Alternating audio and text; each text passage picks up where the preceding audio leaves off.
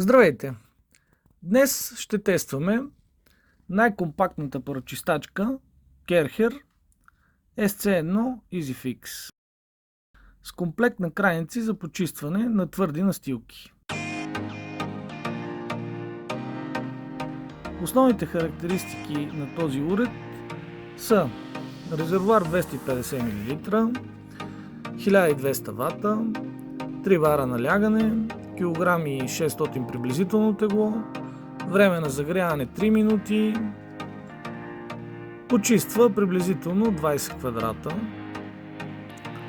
Моделът има също така предпазен клапан, за да не може да се отвори, когато е в режим на готовност, и защита за деца. Първо ще опитам да почистя силно замърсени фуги в банята.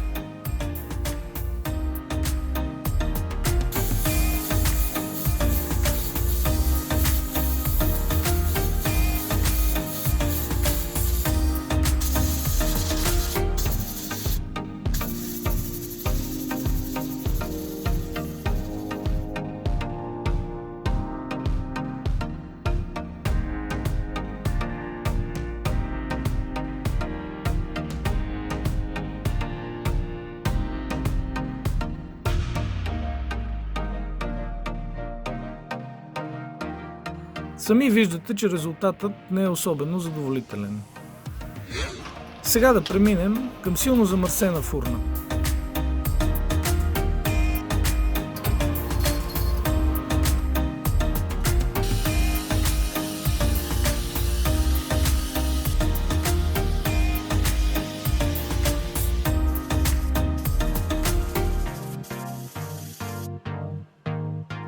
След един резервоар, това е резултата от опита за почистване само на един от двата телескопични водачи на фурната.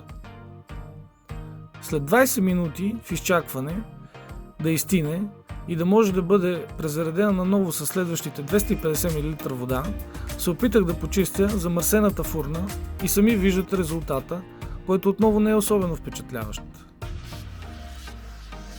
Не смятам за необходимо да я тествам за почистване на подове, тъй като сами виждате, че уредът не се справя добре с значително по-малки площи.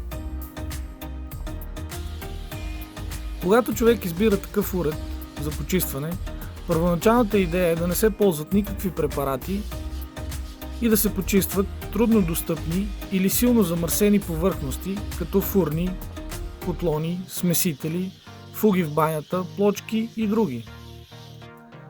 За съжаление обаче, този модел не се справя добре с функцията, за която е предназначен.